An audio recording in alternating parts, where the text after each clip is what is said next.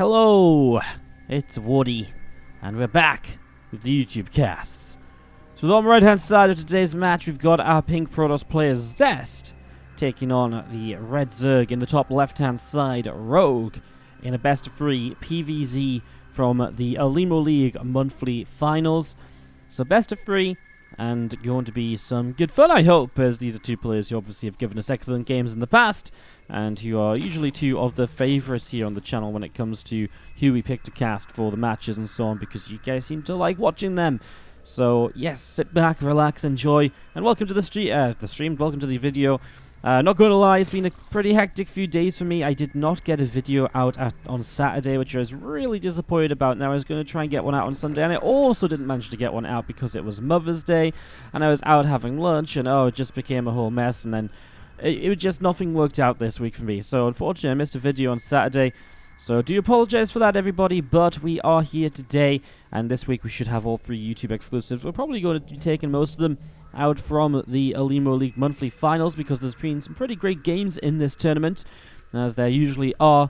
Probably going to be doing a best of 5 on Thursday's broadcast, or Thursday's video, and then on the weekend I haven't decided which series we're going to do just yet, but we'll probably do one of them unless I've come across something else that's kind of exciting to cast. So there's another possibility for us there. It all kind of depends what's going on and what is happening. Next week we might have some WCS replays to dive into as well, so that could be quite fun also. We might very well go into some of those, so a little bit of an idea for you guys to what might be going on.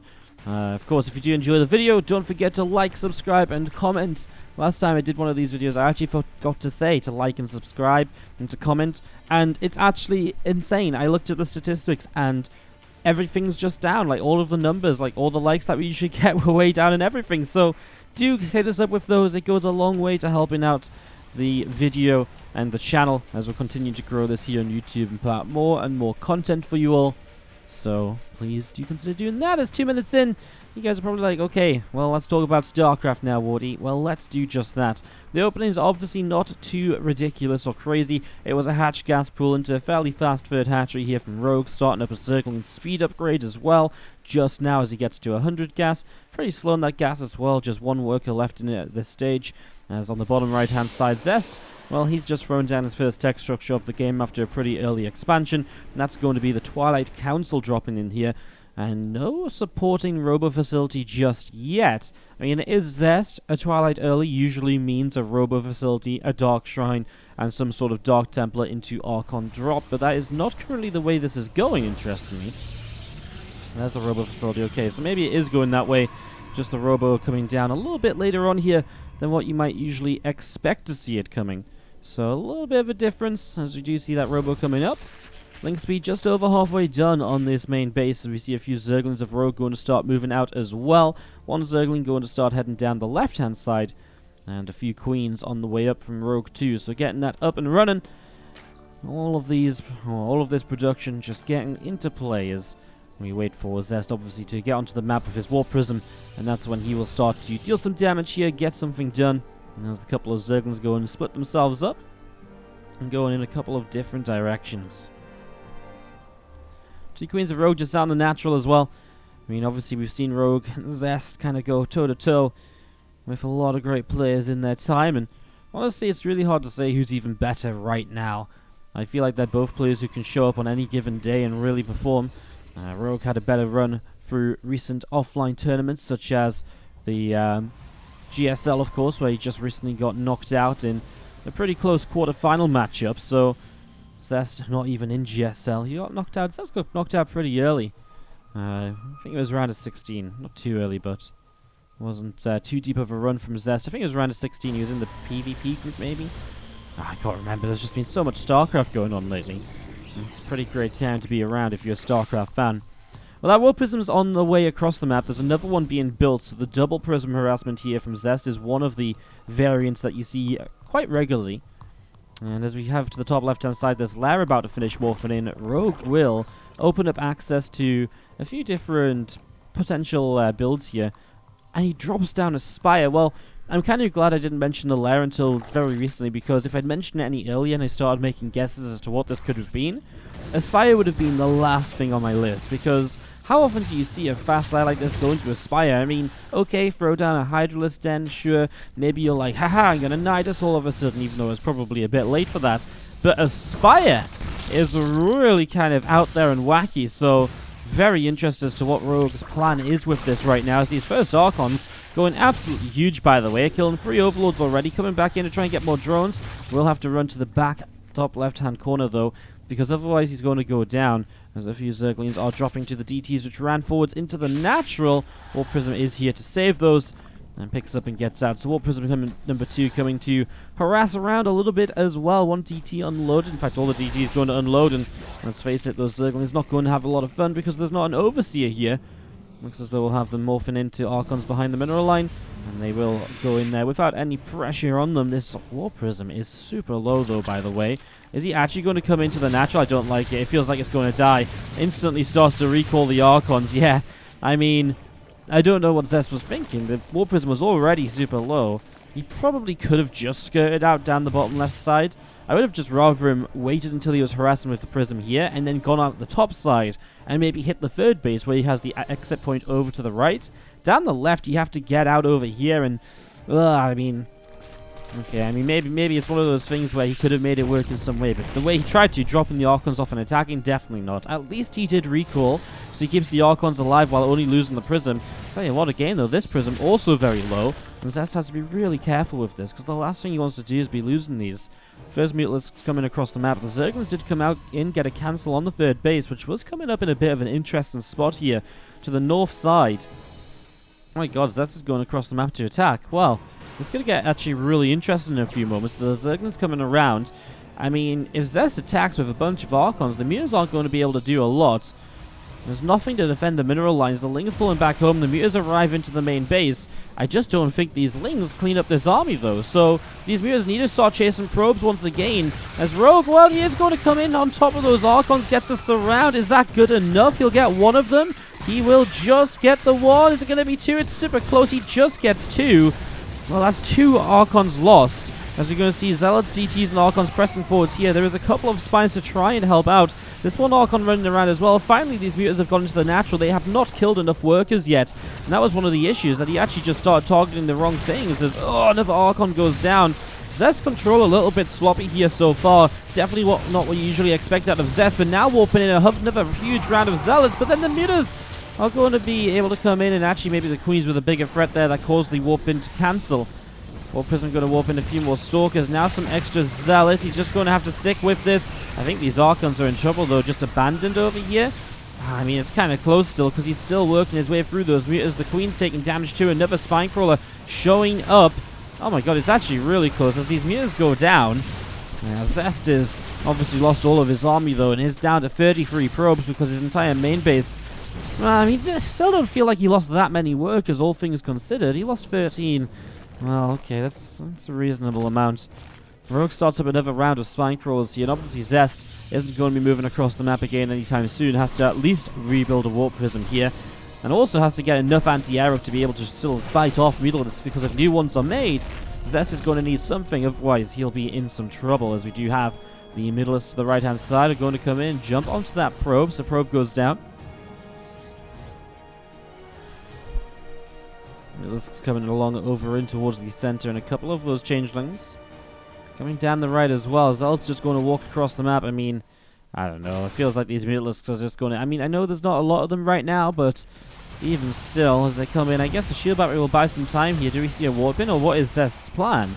This year he's going to be pushing in towards Spinecrawlers if he actually wants to attack, and, well, he's going to warp in more Zealots. Only a single DT being warped in. Those Stalkers back at home dealing with these first few Mutalisks. But there is more Mutas here as well. It's not only the Spines, the Lings, and the Mutas. There feels like there should be enough to fight this, as Zealots are going to go charging on in. The Spinecrawlers, well, doing a pretty good job at the moment. The DT took a long time to start dealing damage as well, but the Zealots are starting to win out on the ground. The Archon in the back is starting to fight against the Mutas. Zest is going to type GG. There is enough Spinecrawlers here, and Rogue will pick up a game number 1 where I really feel a little bit of better micro from Zest, a little bit more caution with some of his Archons, and I kind of feel like this is probably going to be, Zest's game kind of easily, because he has a very good push against a very low number of Mutalisks.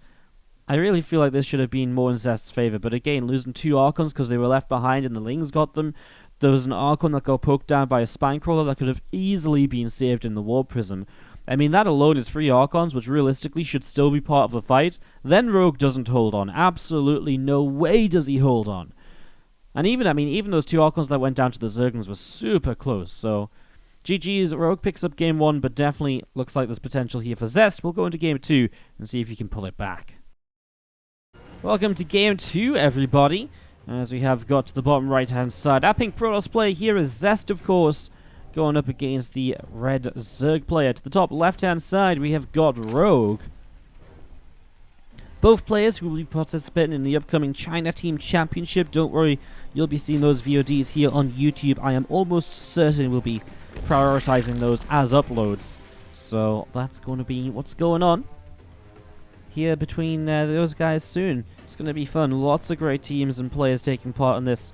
You can find more information on the Team Liquid thread and so on, but I am going to be the English cast for it, so bringing you guys all of the action from the China Team Championship. I think it's about 2 days a week, so 4 matches a week. The only issue is I can't say it's like every Saturday and Sunday, because it does jump around a little bit depending on other events and so on, and some little things like that. As this Overlord heading down to the bottom right-hand side of the map. A probe going to be heading towards the upper left-hand side. It's going to be moving in through the natural expansion up into the main base. And there's a drone popping out, becoming an extractor.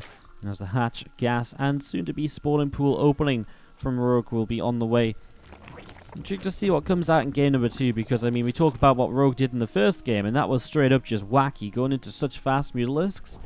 I feel 9 times out of 10 you just definitely don't see that, but also 9 times out of 10 when he does it against what Zest was doing, you're kind of meant to roll over and die, and I really can't get over that Zest really just did not micro that as well as he should have done.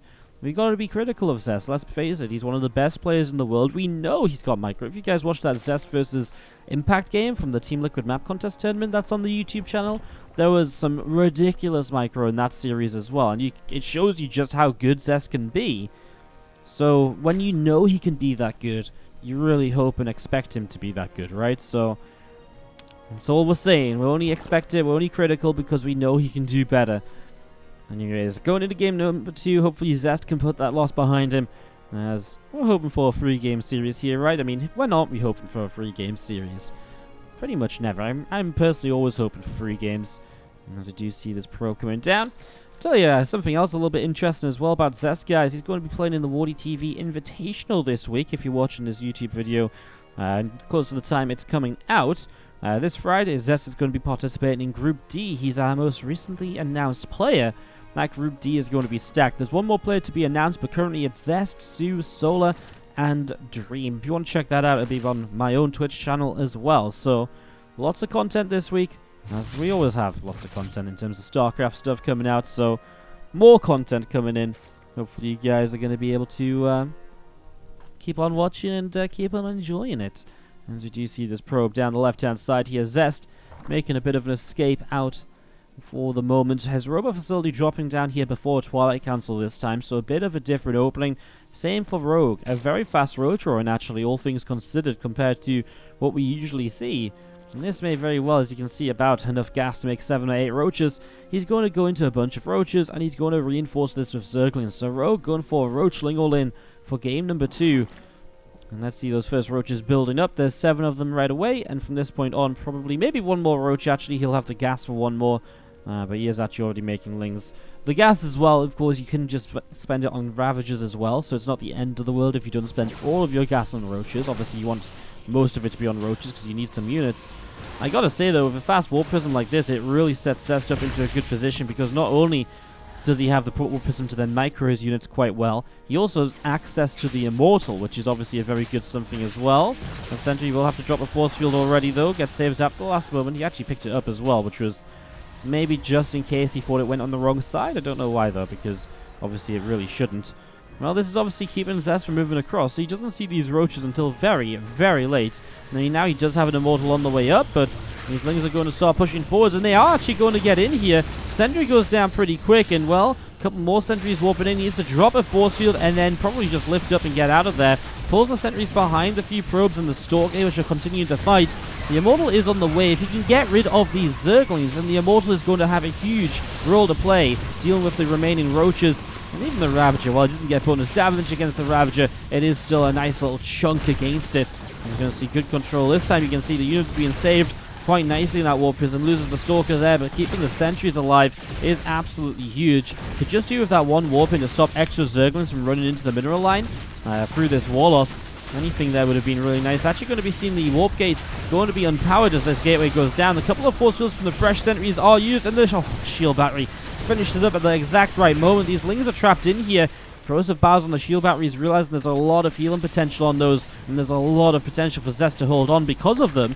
More Zerglings running in. Rogue hits supply block, so actually will not build more reinforcements for a little while. That might just give Zest the few moments he needs to sort of begin recovering here. Another force field or two would really be nice, but he just doesn't have the energy for it yet. It's getting really close. Immortals dancing around in the Warp Prism as well. The sentries starting to drop down, continuing to be saved with the micro. A couple more Zealots coming through. The Ravagers moving up into the main base.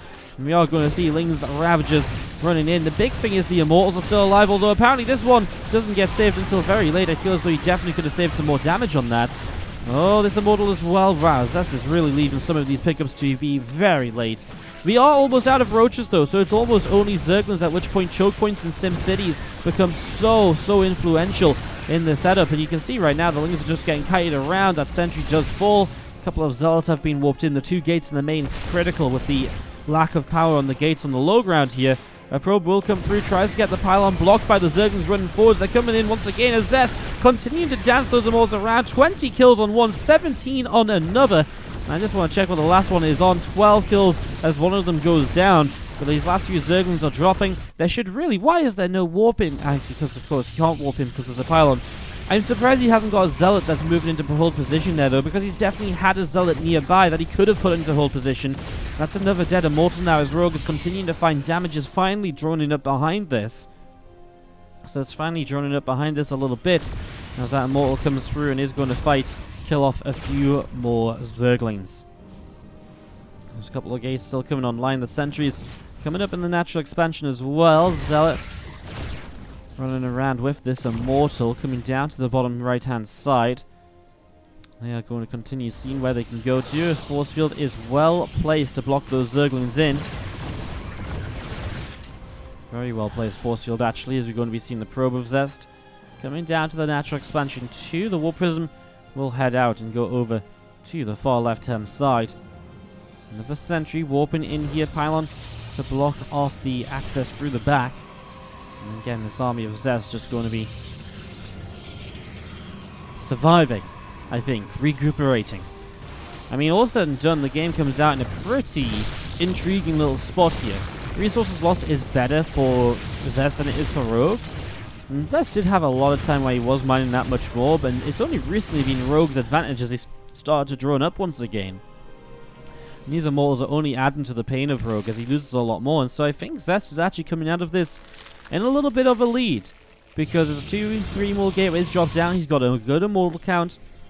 He's getting charged as well, and this is actually going to be 7 gates on the 2 bases, so feels as though Zest is thinking about just coming across and ending the game, and I really don't blame him, because I look at this from Rogue, and he's got Roaches and Lings. He has no lair tech, so he has no Roach speed, he has no Evo Chamber for upgrades.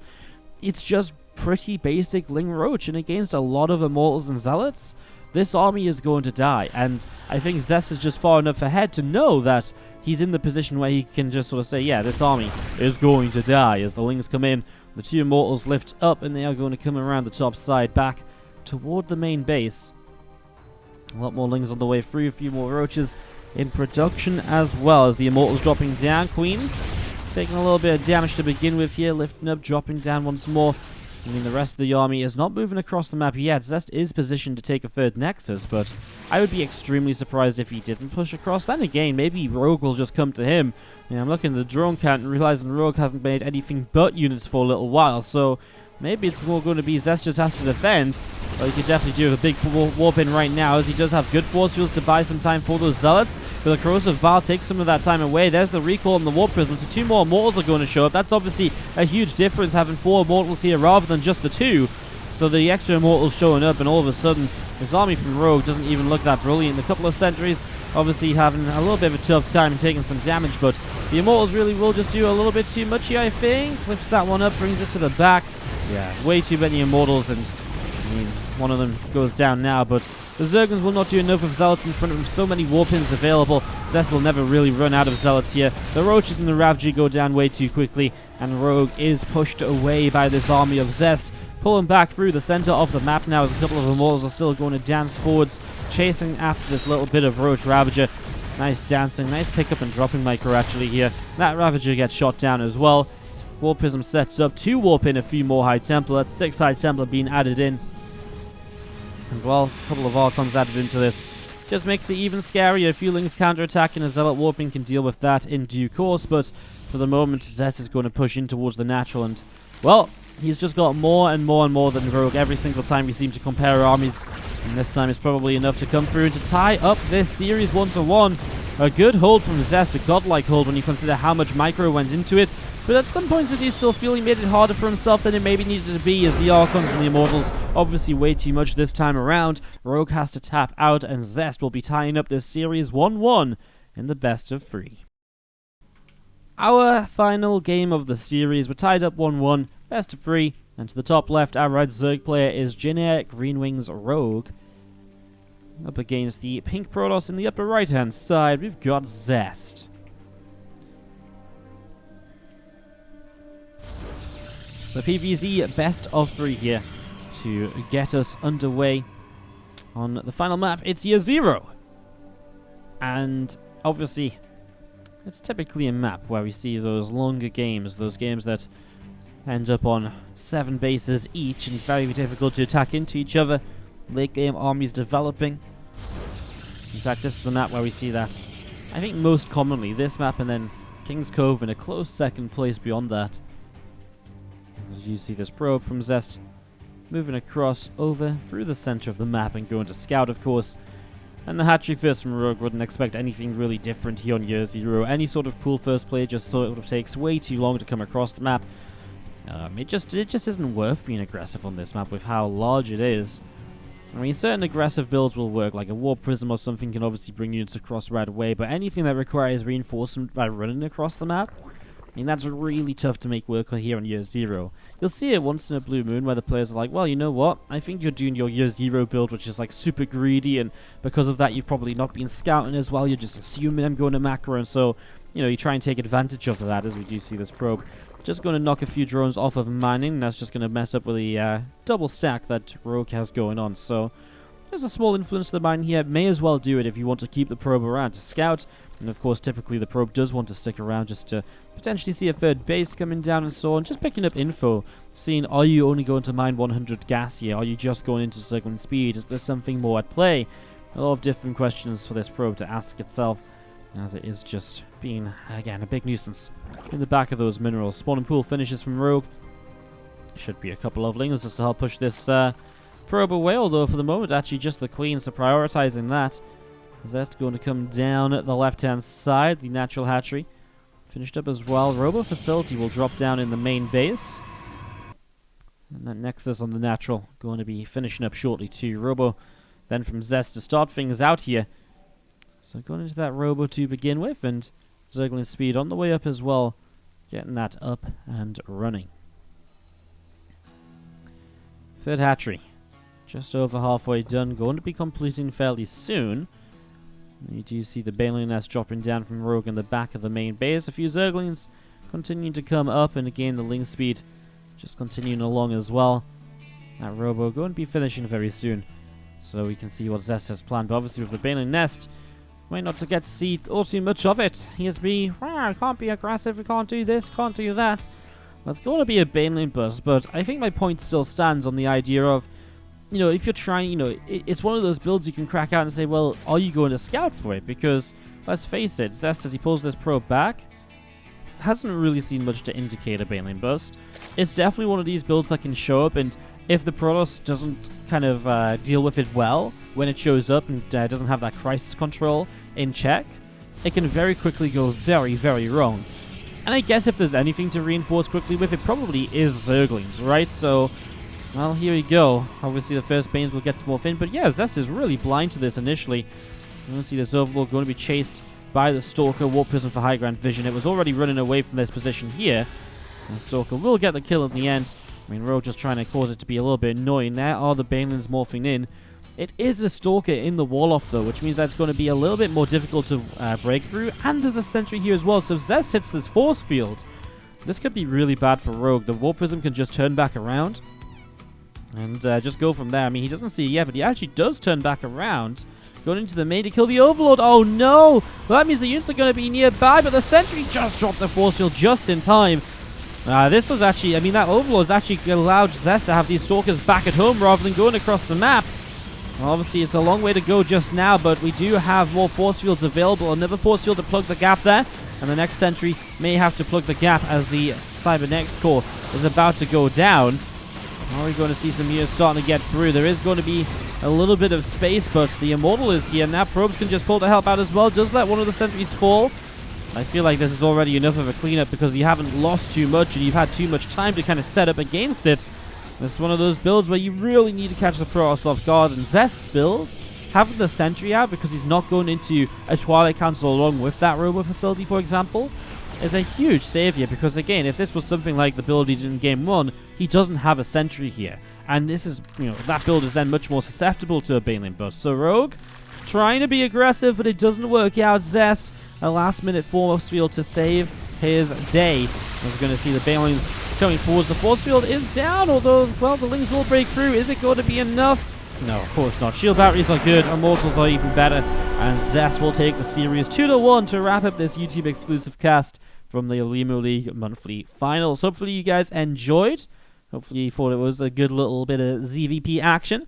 Like I said, we'll probably do a few more matches from this tournament this week. The next one should be going up on Thursday, of course. So keep your eyes peeled for that. Don't forget to subscribe, of course. Like the channel as well. Like the video as well.